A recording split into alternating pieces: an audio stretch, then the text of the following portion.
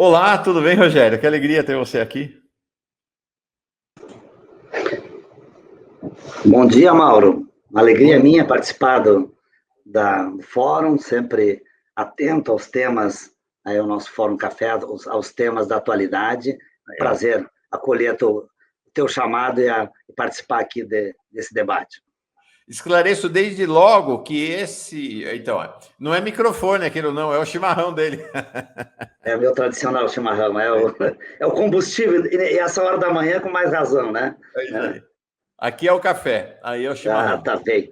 Mas, Rogério, desembargador Rogério Favretto, a gente tem assistido esses últimos meses, na verdade, até mais do que os últimos meses, há mais de um ano já, a absoluta centralidade do papel do ministro do STF, o Alexandre de Moraes, na defesa da democracia brasileira. Ele tem tido um papel absolutamente relevante.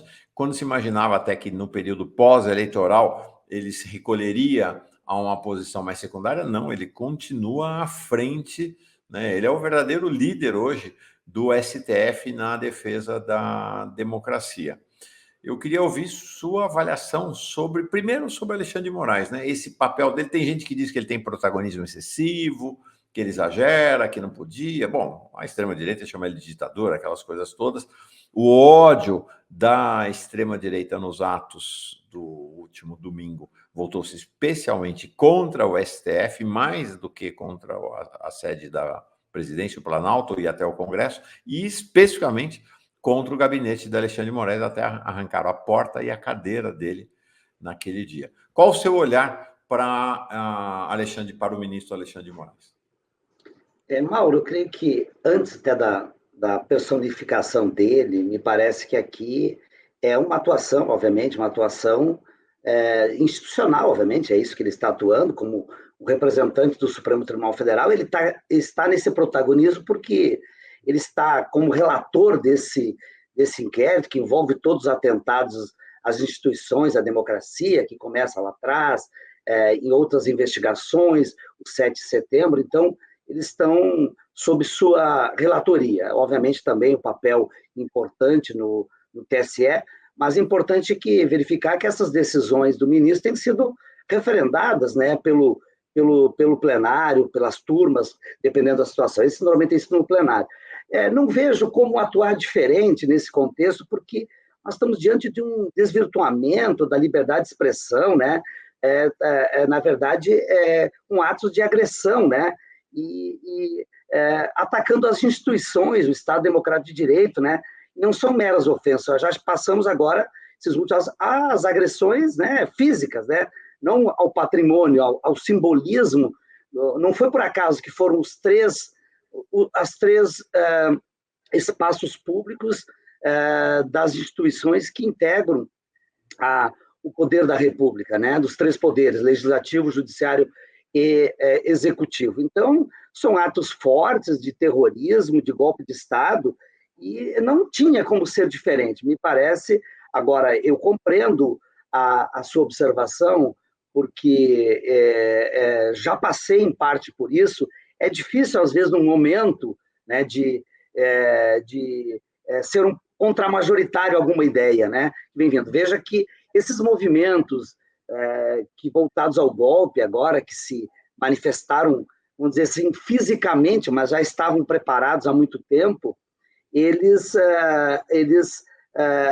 vêm se organizando há mais tempo, né? Houve uma alienência, uma omissão, né, de setores do Estado, né, que especialmente as polícias militares, as guardas municipais, que poderiam ter, né, controlado isso, garantido a circulação nas vias públicas. Nós temos várias situações de vias obstruídas, né? Não é uma manifestação. E esses movimentos, num primeiro enquadramento de algumas pessoas desses atos, mudaram o discurso para dizer que estavam ali para uma liberdade de expressão, para se manifestar contra o quê? Contra o resultado das eleições, contra um novo comando no país. Essa manifestação ela é distinta do que nós verificamos. Então, me parece que o judiciário cumpre aí um papel importante, né? Creio que agora, com esse enquadramento, com a lei do terrorismo, nesses novos tipos penais aí, né? Certamente cria uma expectativa. Agora vai ser ainda um momento tenso, né? De muita dificuldade, né? Porque nós vemos, Mauro, me parece que nós temos algumas áreas bem contaminadas, tanto do Estado como da sociedade, né? Eu diria que nós temos desafios, mas isso por uma conversa depois, com algumas áreas bem delicadas, como o setor da segurança, como também outras áreas, né? Tem que verificar agora uma atuação, se o Ministério Público agora, né, vem para esse combate, que é uma tarefa importante. Veja que até na decisão original do ministro Moraes, ele diz que ele não determina a prisão de determinado agente público, porque não havia pedido do Ministério Público. Então, ele faz um afastamento distinto, que eu acho que até cumpriu a função aí. Então, é um momento, acho, de firmeza, me parece que a garantia da ordem pública, das instituições, a defesa da Constituição, da democracia, diante desses atos de golpe de Estado, não tinha como ser diferente. E é importante a firmeza, porque já foi bem testado nisso, porque foram muitas ameaças, creio que a vida do ministro e de outros, a gente tem verificado, não tem sido fácil, né? Porque essas pessoas ainda agem, né, tanto covardemente escondidas nas redes sociais, na internet, como também já verificamos em atos de afrontamento pessoal nas ruas e locais públicos também. Uhum. Você traz uma questão importante, desembargador Rogério Favretto, me parece, que é a gente não ter a falsa ideia, a ilusão de que o ministro Alexandre de Moraes é um herói, o herói solitário.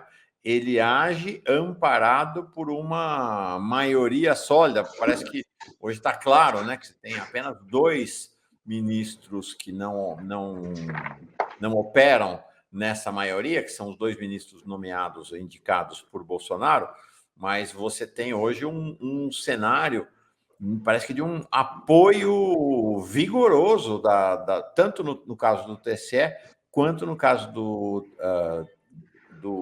STF, às decisões do Alexandre de Moraes. Então, ele age pela corte, ele não é um herói solitário, né? Eu acho que a sua observação é importante, porque, às vezes, e tivemos um passado tão recente aí, né, de um ex-magistrado, que essa questão da criação de falsos heróis não é positiva. E não é essa a postura do ministro, e me parece que é uma postura de firmeza, de defesa da Constituição, do Estado Democrático de Direito. E ele, me parece que, como disse antes, o Supremo tem que se mostrado na sua maioria, e creio que acho que nesse tema, eu acho que nós vamos ter unanimidade, a minha expectativa, porque foi tão forte. Eu vi a manifestação da ministra Rosa Weber, porque o simbolismo de ataque à instituição da forma não é a depredação da cadeira, de alguns símbolos, né, que estão lá, é de uma instituição do poder do Estado, né, que estava ali. Então, me parece que nós temos agora, lamentavelmente, com esse episódio grave, né, porque não venha se dizer que foi uma depredação, um embalo de emoção de algumas pessoas. Houve uma organização, era perceptível que vinha isso e estava projetado. Eu acho que os grandes mentores, os financiadores, os idealizadores disso estão na retaguarda, mas acho que as investigações chegarão a eles. Mas o que me parece, Mauro, é que nós temos uma expectativa de mudança, né? Porque há um indicativo de unidade das forças políticas, inclusive com diferentes visões ideológicas, porque não, né, é elementar, né, que inclusive eu vi numa reunião com os governadores, do presidente com todos os governadores, ou a maioria que estavam lá, né, políticos de várias visões ideológicas que estão se manifestando. Então, me parece que isso é o lado positivo, está gerando agora sim, vamos dizer assim, uma unidade, uma resistência que, obviamente, ao meu ver, já tinha passado da linha há muito tempo, mas agora foi evidente.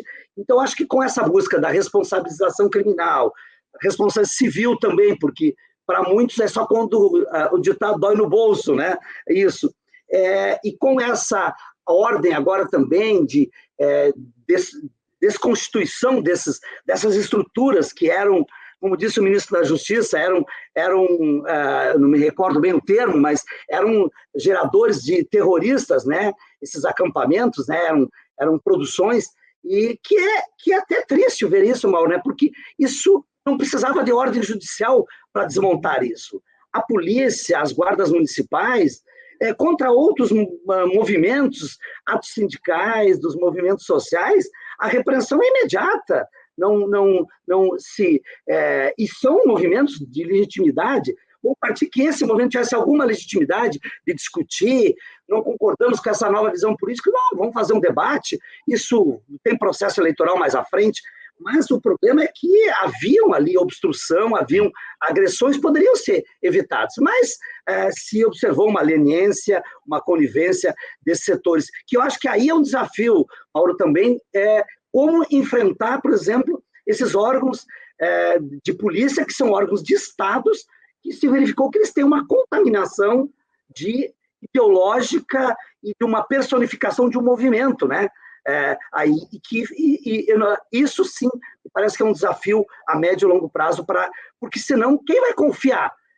Polícia para que polícia, como diz a música, né?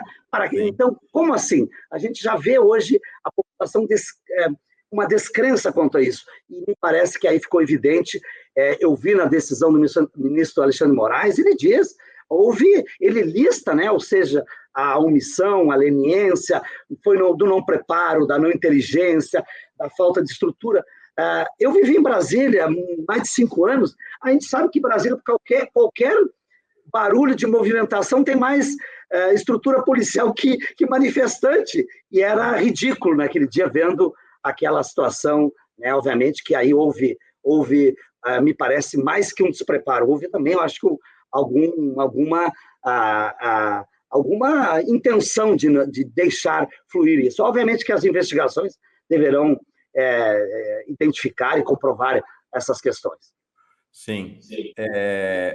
Desembargador, acho bem importante essas observações, né, sobre esse caráter institucional, e aí queria te fazer uma pergunta sobre o que me parece ser um movimento claro do Poder Judiciário para ocupar um lugar diferente do que ocupou no momento anterior. O momento anterior pautado pelo lavajatismo e por uma certa sedução do Poder Judiciário, uma sedução do Poder Judiciário que se rendeu à retórica udenista anticorrupção, né, e usou isto e se colocou a serviço ali de um projeto que se demonstrou claramente um projeto político.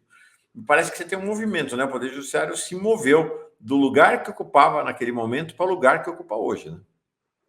E veja, esse momento anterior que tu refere, o Judiciário também teve um protagonismo, né? Mas um protagonismo, né, não da minha compreensão, e que ficou depois até revisto pelo Supremo Tribunal Federal, em parte, na questão do comportamento, da parcialidade de magistrado, que já avança para outros casos, mas agora me parece que essa provocação, essa necessidade de uma intervenção mais firme, né? Porque agora se atacou, obviamente que antes também se atacava a questão, porque não tem questão mais cara que alguém ser investigado, sendo processado e ser conduzido de forma de perseguição, de forma parcial, né? Mas me parece que agora o envolvimento, o atingimento do Estado, né, da instituição, mexeu um pouco com essa questão. Me parece que o importante aí vai ser,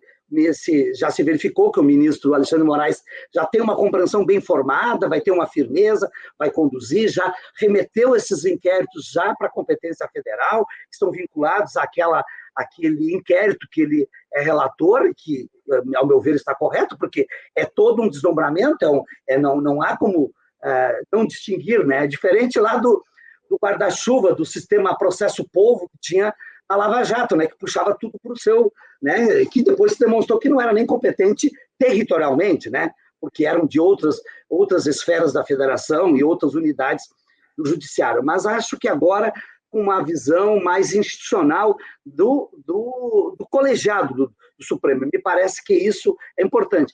E eu acho que bom que esteja nisso, Mauro, mas não estou personificando no ministro, porque, veja bem, nós estamos lidando com questões que são bem delicadas. Eu referi das polícias, que eu acho que estão contaminadas, né? Tem essa atuação seletiva, né? A gente verificou, né?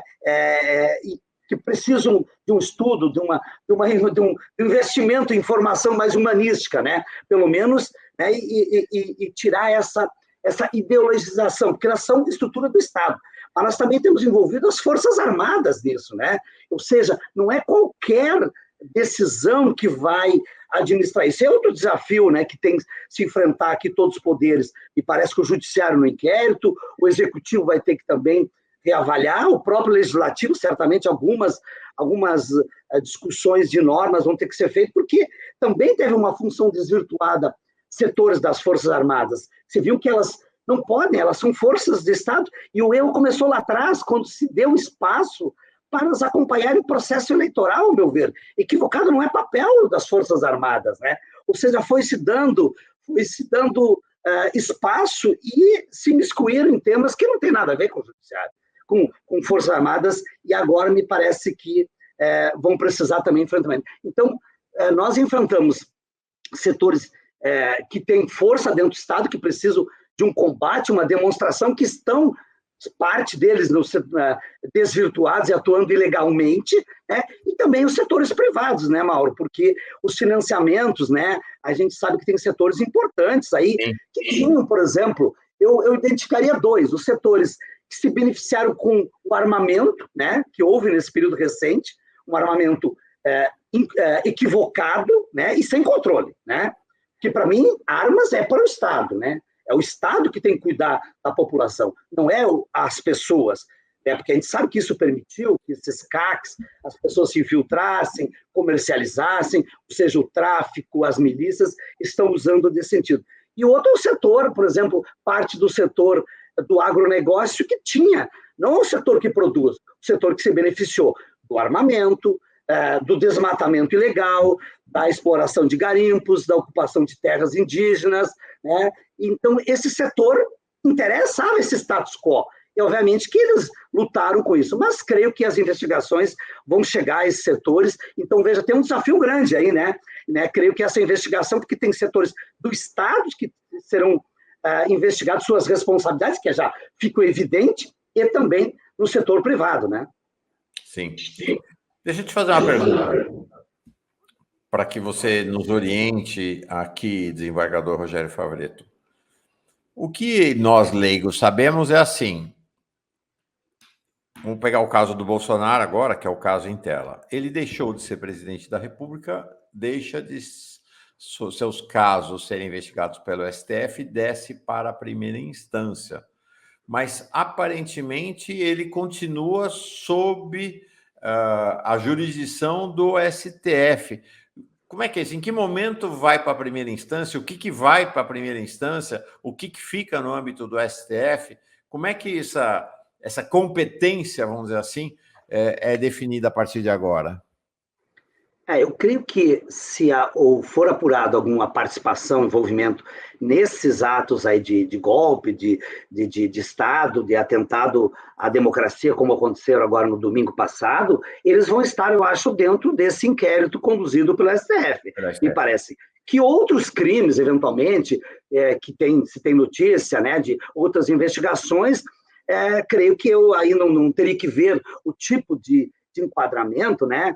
Há já alguns poucos, porque não houve denúncias, né? Porque até então dependia apenas do Procurador-Geral da República, né? Agora poderão ter outras iniciativas de processamento do ex-presidente, e aí, dependendo, né, a natureza, né, não tenho como aqui distinguir, e serão processados por juízes de primeiro grau, com o processamento nas demais instâncias, dependendo do crime. Acho que a maioria serão de competência da Justiça Federal, mas também poderá ter algum de competência da Justiça Estadual. Então é difícil, porque também teria que partir de um pressuposto de algum enquadramento aqui para dizer isso, né? Mas acho que também o ministro, à medida que tem esse amplo inquérito, poderá também fazer desdobramentos e encaminhar, né, para algumas autoridades fazerem as investigações. Mas eu acho que a essência desses atos ficarão aí no Supremo para esse... Ou seja, aquilo que remete à ideia de golpe de Estado, o Supremo vai cuidar.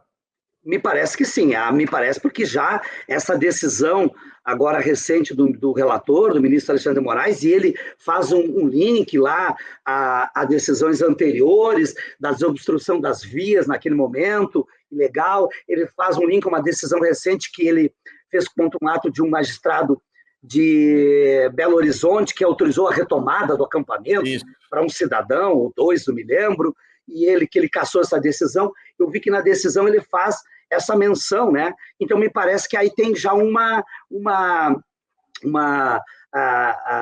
compreensão que esses crimes, né? Aí agora que são crimes recentes, né?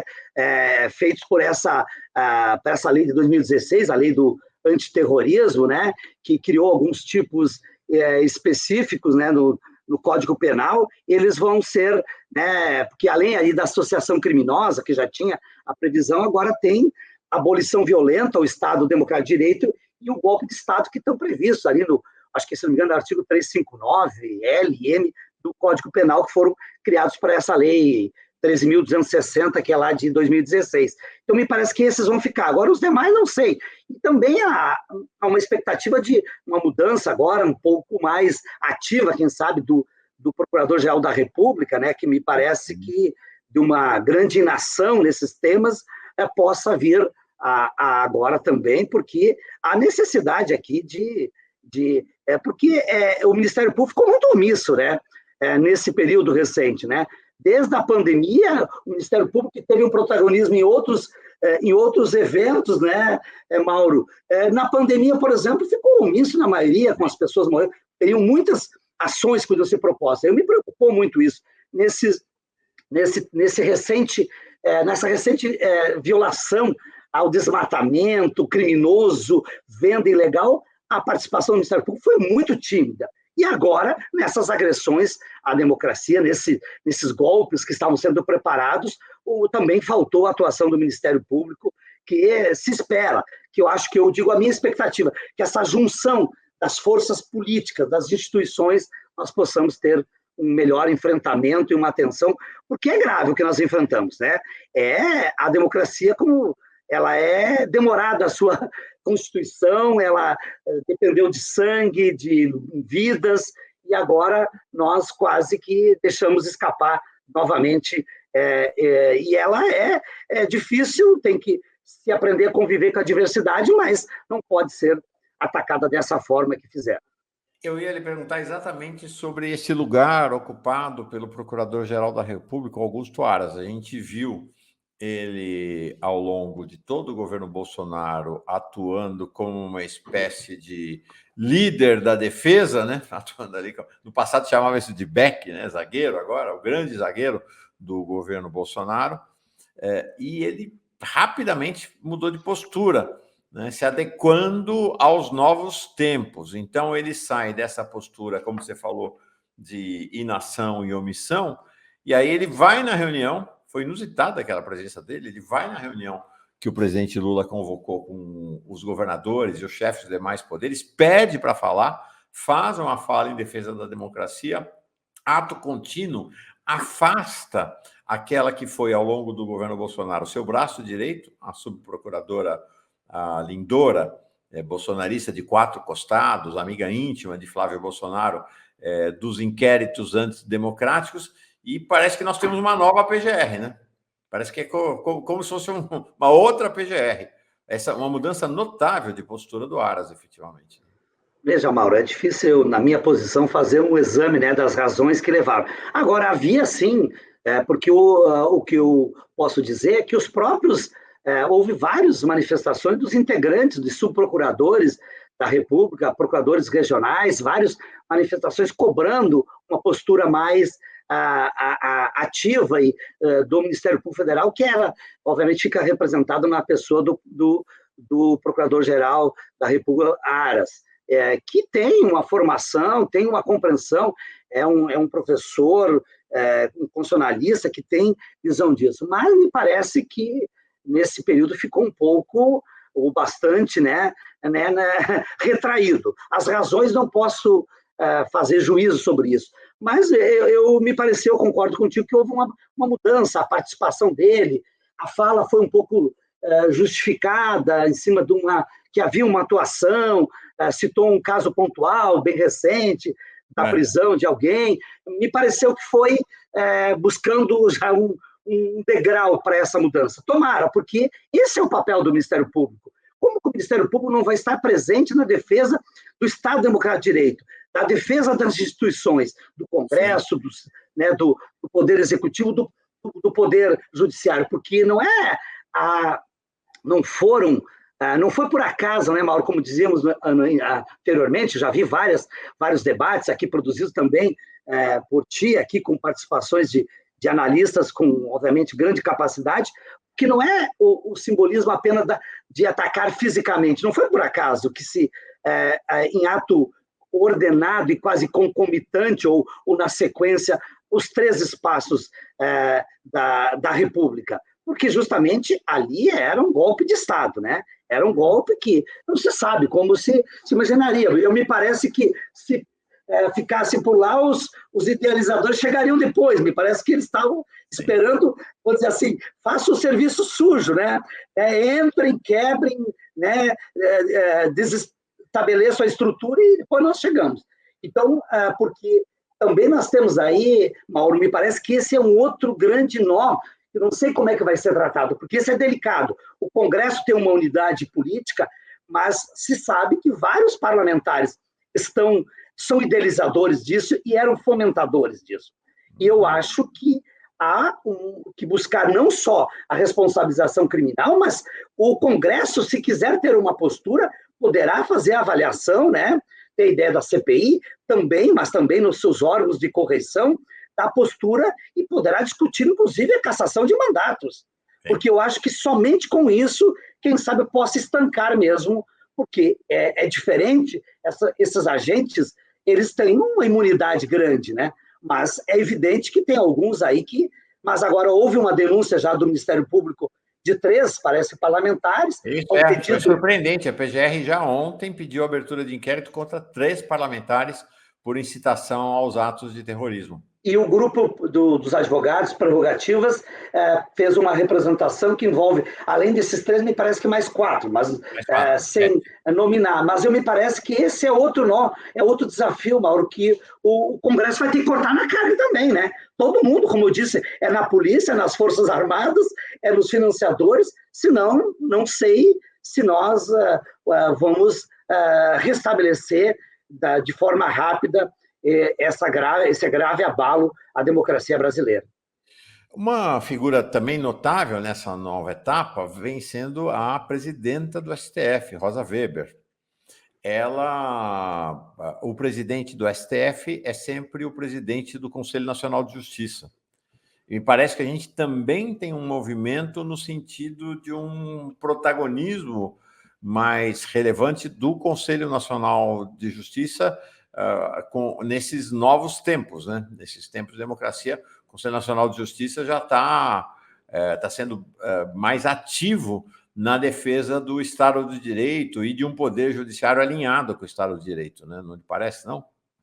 A ministra Rosa Weber, ela se caracteriza por muita discrição, O que é uma característica relevante de magistrado. Mas me parece que nesse episódio, ela, obviamente, por representar o Poder Judiciário, foi muito firme e sinalizou, que o Poder Judiciário, o Supremo Tribunal Federal, que é a nossa instância mais elevada, a nossa Suprema Corte, vai atuar firmemente no combate de todos os sistemas. A questão dos órgãos de correição, especialmente o CNJ, eu não vi uma manifestação específica, mas já houveram alguns comentários, dizendo que foram assessoria, e me parece que há uma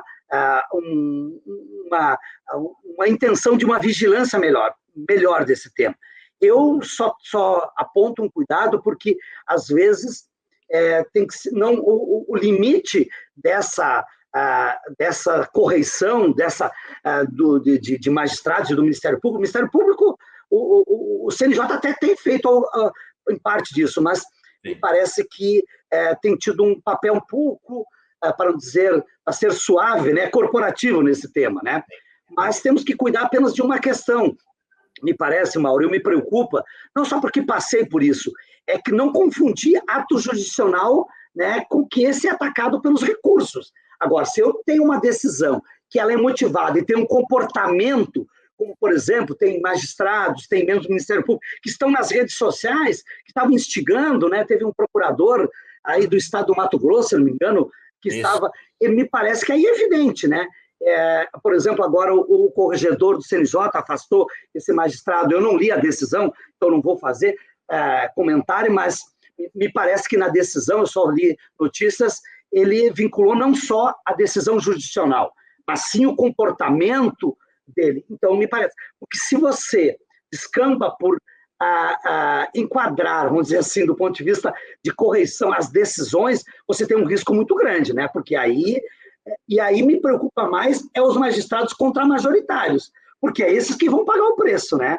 Porque é esses que vão pagar o preço no futuro. Então, creio que tem que ter tem uma sutileza nessa questão, mas é uma sinalização positiva, porque eu tenho que falar, já que eu fiz aqui comentários de outras instituições, o judiciário que eu integro com muita honra, né? Infelizmente temos, e já não são poucos, muitos colegas que vêm a tempo fazendo manifestações, desafiando, né? Se colocando num protagonismo que...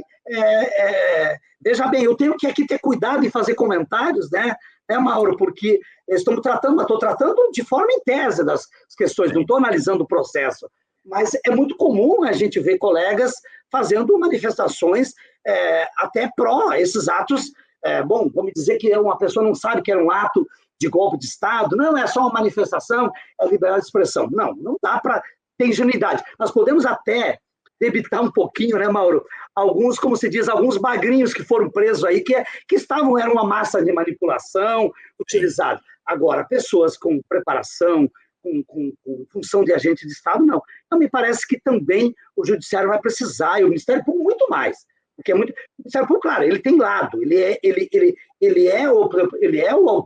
é a parte processante criminal. Agora, também não pode ter postura seletiva, postura de omissão. Então, tomara que o CNJ faça uma reflexão e coloque isso dentro de um eixo bem equilibrado e de firme, porque também precisamos que cada um ocupe o seu espaço, mas dentro, que o juiz volte a atuar dentro dos autos, né, como se diz, né? O juiz fala nos autos, né? Claro que o mundo é diferente, hoje temos debates públicos, mas não que sejam contaminados por ideologias, por visões pessoais, por relações, isso é muito grave. Uma pergunta sobre você, desembargador Rogério Favretto.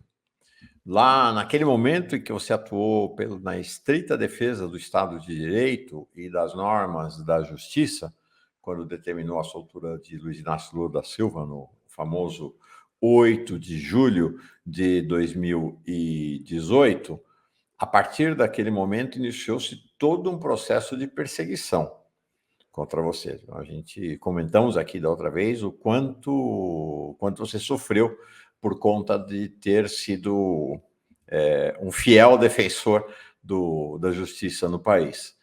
Como está a situação hoje? Já houve um desagravo a você?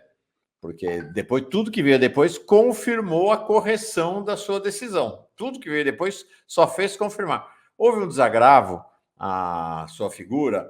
Foi restabelecido houve pedidos de desculpas? Houve uma localização do seu papel? Porque é isso, né? Quem erra é punido, quem acerta é promovido, merece ter as láureas do acerto, né? Como é que ficou a sua situação? Como está a sua situação hoje, desembargador? Mauro, eu acho que a minha situação ela se restabeleceu porque eu sempre fiquei firme nesse tema, né? Obviamente foram momentos difíceis, né? Eu tive mais de 10 processos no CNJ, processo criminal no Supremo, todos disseram que eu estava na minha atribuição, respondendo pelo tribunal num plantão, decisão jurisdicional fundamentada, e não cabia nenhuma punição nesse sentido. Fiquei extremamente mal. Levei, a última decisão foi quase 1 ano e meio depois disso, né? Que foi a decisão tomada pelo Supremo Tribunal Federal, de relatoria do ministro Barroso, e depois de um agravo do Ministério Público Federal. Na época, a procuradora, tão diligente para isso, ainda recorreu, e eu ainda fui apreciado um agravo na turma que foi unânime. Mas eu acho que se restabeleceu não tanto por manifestações de instituições. Claro que pessoas, eu fui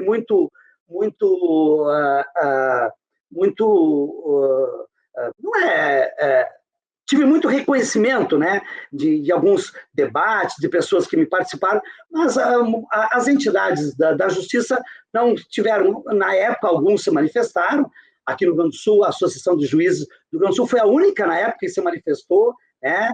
Obviamente, outros órgãos mais de democracia, assim, tiveram manifestação. Mas eu nunca fiquei esperando desagravo dessas questões, porque, me parece, eu ocupei meu espaço, continuo trabalhando de forma ordinariamente dentro dessa visão, e me parece que os fatos se demonstraram, né? Veja bem, 3 anos depois, o Supremo, ano passado, quando decidiu sobre a parcialidade dos ex-juízes, dos 5 fatos, Mauro, que envolveram a parcialidade do magistrado, 2 eu estava envolvido diretamente. Quando em 2016, não em 2018, eu fui do único voto para abrir um procedimento pela parcialidade, pela divulgação criminosa das gravações da então presidente Dilma com o ex-presidente, hoje novamente presidente Lula. Que depois, esse ato eu fui o primeiro a dizer que ali comprovava que havia uma parcialidade. Depois houve outros fatos que o Supremo, como foi a condução coercitiva, o monitoramento dos advogados e o descumprimento do meu do habeas que eu deferi, o habeas que eu fui provocado, né? Veja bem, eu fui perseguido, tentaram me punir, me cancelar, como se diz na gíria, porque na época queriam, como eu sempre digo, vou repetir, acho que eu falei no outro programa, eram 2 recados, Mauro, que queria se passar. Primeiro, dizer, nós estamos certos, no momento que queriam me punir, me afastar, e diriam, olha, nós estamos certos, Favreto está errado. Segundo recado, ninguém, como se diz, atravesse nessa correnteza da Lava Jato, né? Eu digo que eu fui um lambari que atravessei a correnteza meio cambaleando, mas dentro de uma compreensão do direito que eu tive, na época de uma prisão ilegal que envolvia ali, não envolvia a decisão do Supremo, e sim a participação no processo eleitoral e nos debates que eram negados pela juíza da vara da execução penal, onde estava preso então o atual presidente, na época, ex-presidente Lula.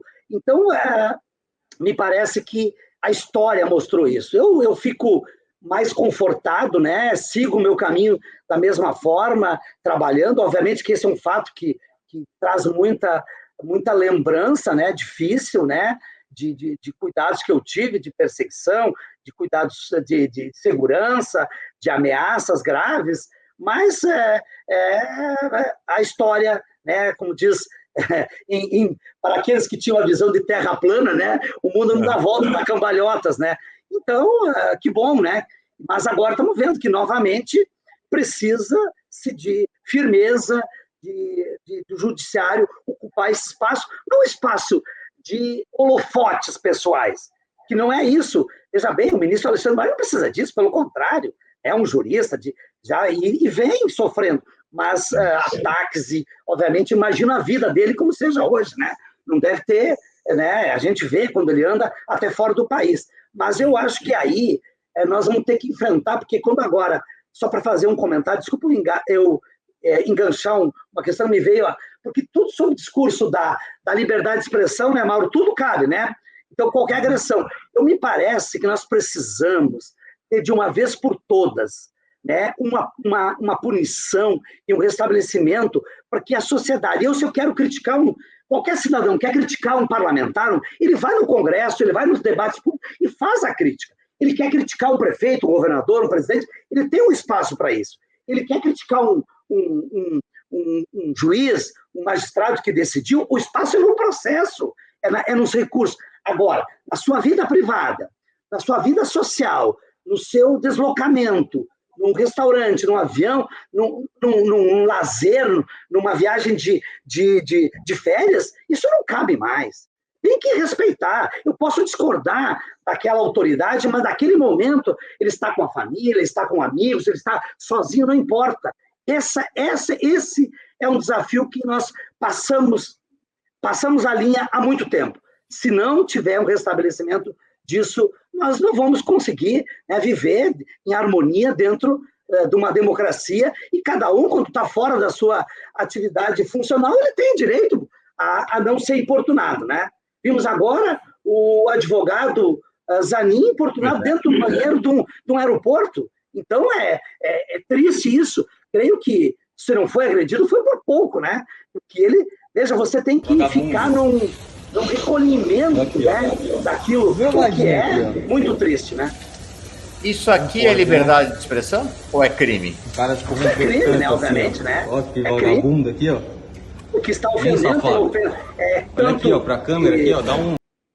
Tanto de ameaça, né, agressão, como também de ofensas, né, que cabe tanto responsabilização criminal, como até dano moral por isso, né? Por essas questões. Mas espero que estejam investigando, porque isso ficou muito banalizado, né, Mauro?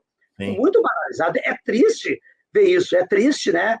Ver as pessoas, as autoridades, não poder, fora do seu espaço institucional, ter vida.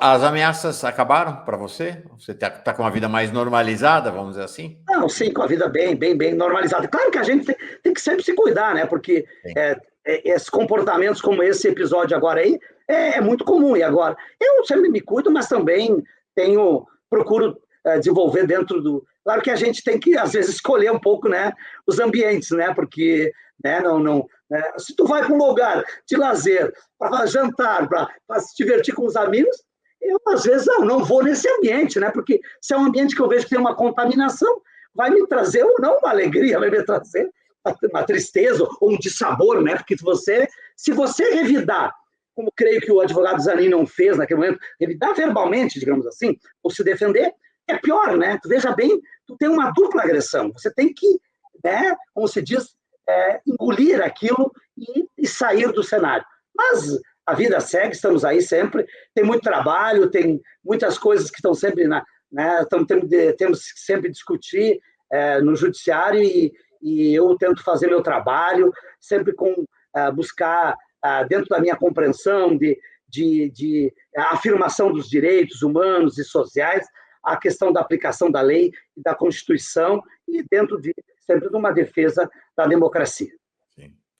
Desembargador Rogério Favretto, quero te dizer que, puxa vida, que bom que tem você como desembargador aqui no país. São novos tempos, né? Tem um novo tempo, um tempo de restauração democrática, de Estado de Direito, de reencontro do Poder Judiciário com a Justiça, e você é um protagonista, é uma das pessoas que impulsionou para que isso estivesse acontecendo agora. Quero te agradecer demais pelo teu lugar social e no sistema jurídico brasileiro, e pela presença sempre tão simpática aqui, amável com a gente. Obrigado, viu? Obrigado, Mauro. Creio que eu só vou encerrar dizendo uma questão que sempre me bateu depois desse episódio, é que todas as abordagens de carinho, de afeto, de acolhida, é pela coragem. O que me parecia no começo que era uma questão intrínseca da minha função, mas se verificou que não era tão fácil, e por isso que agora também os ataques são fortes ao ministro do Supremo, porque tem que ter coragem nessa hora de decisão e saber que tem os dissabores e enfrentamento. Essa é uma alegria estar participando contigo do Fórum Café, é um espaço de grande debate, de grande audiência. Eu sou muito agradecido e conte comigo dentro do possível, da minha capacidade e dos limites da minha abordagem que posso fazer. Bom trabalho, obrigado, foi uma alegria estar contigo. Obrigado, continue nos ensinando coragem. Até logo, Rogério. Até logo, um abraço. Cortei você, cortei. Não, e viva a democracia e o Estado de Direito que sejam estabelecidos plenamente. É isso aí.